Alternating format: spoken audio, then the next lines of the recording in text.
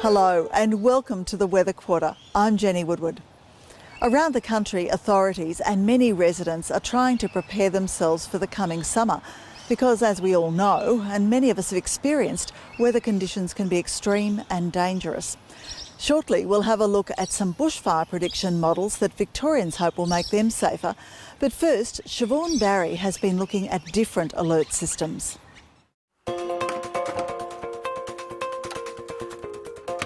These days, it seems there's almost nothing you can't do on a mobile phone. And government authorities agree. They're increasingly using SMS messages to warn people when dangerous weather's approaching. My husband and I both work full-time, and to have an early warning of potential storms has been very helpful for us.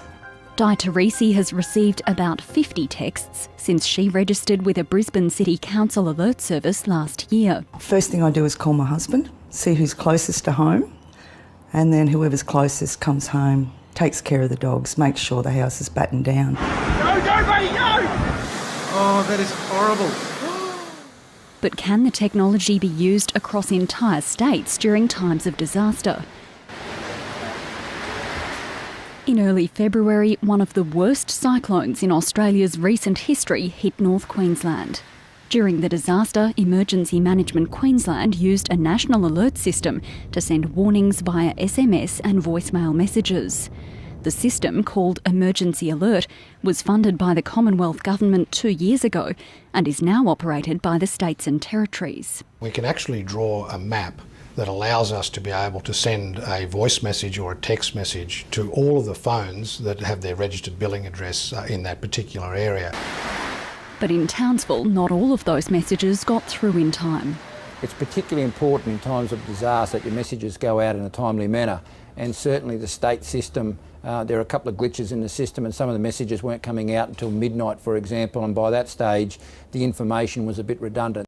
We have to understand that this was the first time that emergency alert has been used in such a complex and fast-moving environment, and having sent over 5.5 million messages during that time is testimony to the volume. The federal government's now commissioned an independent review of the system to see if it provides timely and adequate information. But despite the shortcomings of emergency alert, in Brisbane and Townsville, some residents received warnings straight from their local councils. The residents were grateful that they were receiving this information because they knew it was coming from the local disaster management group. There's a thunderstorm going through and there's your polygon area, new polygon area. Brisbane and Townsville are the only councils in the state that are signed up to a privately operated emergency alert service called the Early Warning Network. The company monitors for severe weather and disasters and sends out warnings to residents who've registered through the council.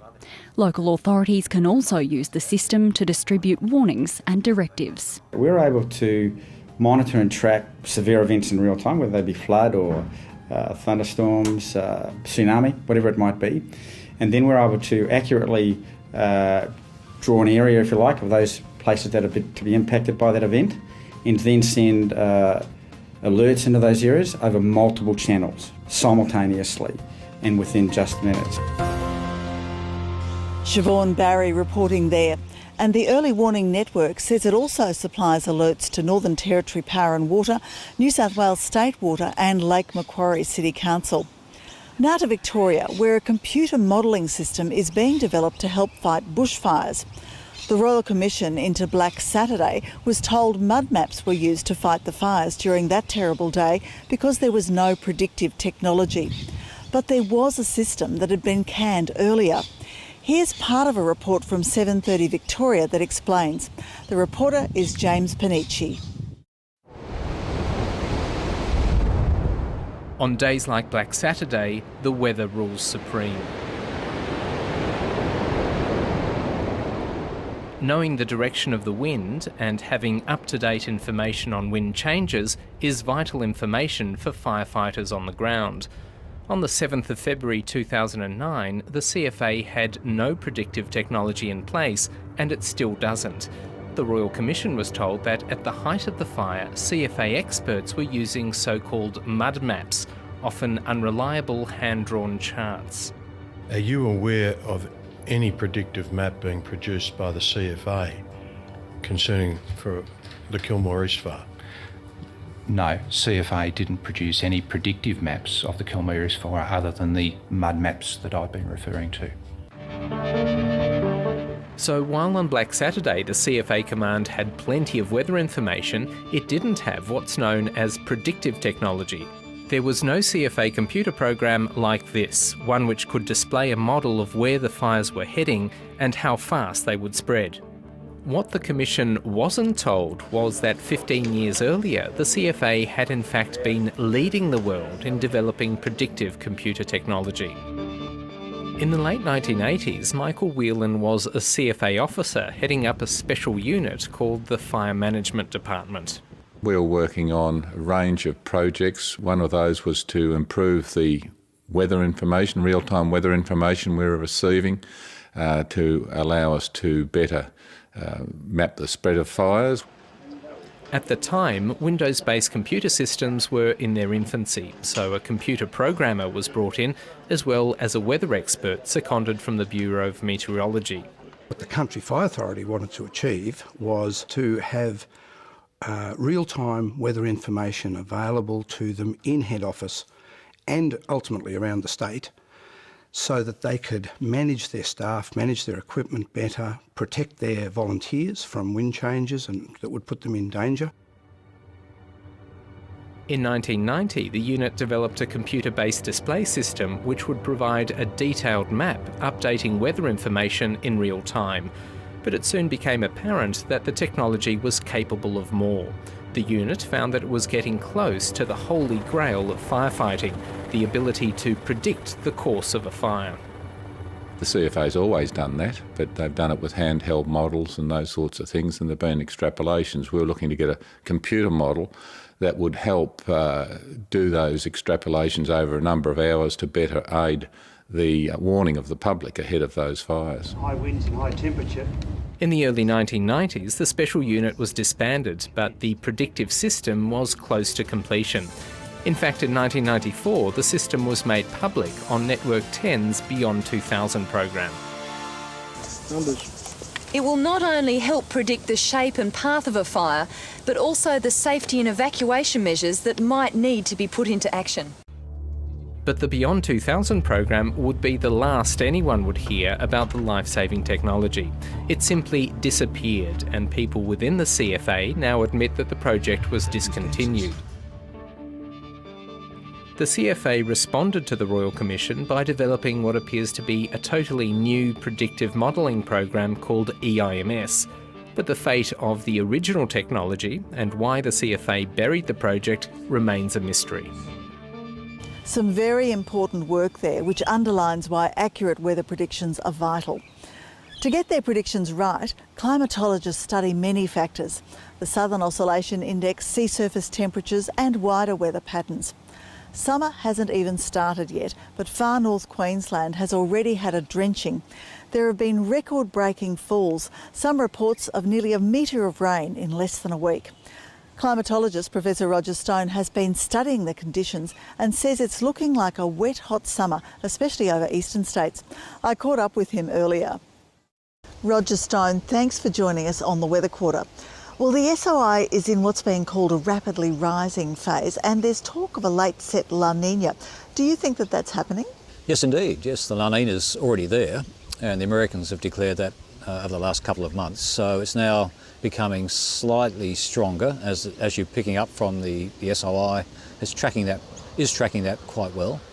So I think that's all part and parcel of the pattern we should expect to continually evolve as we go through summer. So it's a bit later than usual. Some of these La Nina events, and El Nino for that matter, can start in the spring period, the Southern Hemisphere spring, as this one is doing. But it can still then travel right through summer and affect us in quite significant ways as we get further into summer, or as indeed we're already experiencing in some parts of Australia already. About this time last year, the SOI was sitting on about plus 24, 25, and currently it's about 8, 9, 10. How do you do a compare and contrast between this year and last year? Simply because the pattern last year started a bit earlier. It was already in what's called consistently strongly positive phase. This year it's still on its way up. So it's running a few months behind, you might say. And are you anticipating that we would get to that number? Wouldn't surprise me at all as we get into summer, the core summer months, that it gets that high. Partly because a lot of the models, the UK and US government models, are predicting this pattern in the Pacific to further strengthen through our southern hemisphere summer. So if that's the case, then it wouldn't surprise me at all to see that move higher. We've already seen major flooding in Thailand and Cambodia. We've had some wild weather around Australia in the last couple of weeks, and now that torrential rain in the north. Is that an indication that the climate is shifting? Yes, absolutely. And the pattern in Thailand was picked up through our own models and Cambodia. And indeed the patterns in the United States and Eastern Africa and in northeast Queensland are all part of the same system. The El Nino Southern Oscillation, or ENSO, which includes La Nina in the Pacific Ocean, controls a lot of the world's climate, a major impact, just not only in Australia but globally. So that has effects on wheat price and wheat production and corn production and floods in various parts of the world. It's essentially part of the same system, yes. And we've got droughts happening in Africa. Is that all part of the same system? Yes, I know there are local effects as well, but by and large, through what are called teleconnections, this pattern in the Pacific can have ongoing impacts right around the globe. It's quite a profound system, really. But yes, as some part of the world is getting too much rain, you can bet other parts of the world are in massive drought and famine. And unfortunately, the two often go hand in hand. So the pattern that's emerging at the moment, what impact do you think that's going to have on Australia as a whole over the coming season? Well, the coming few months to start with, varying impacts. Some areas getting excessive rain, others not so bad for a start because, as we mentioned, this pattern is probably still evolving to a fair extent. We should update this as we get closer to summer, but it's worth pointing out that some of the more sophisticated models from the US and the UK that are based on the pure dynamics of what's happening in the atmosphere and the ocean are suggesting quite a high risk of excessive rain over eastern Queensland and a lot of eastern Australia as we go into the core summer months, December, January, February and so on. So I think that period yet again is one for us to be very wary of and to take a fairly cautious approach, as we say, to risk management. This is all about risk management.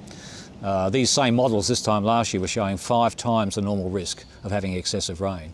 This time they're showing 2 or 3 times the normal risk of having excessive rain. Not quite as high as last year, but that risk is still there. And that's the Weather Quarter for now. You can contact us at weatherquarter@your.abc.net.au, or you can find me on Twitter @JennyWeather. Until next time, I'm Jenny Woodward. Bye for now.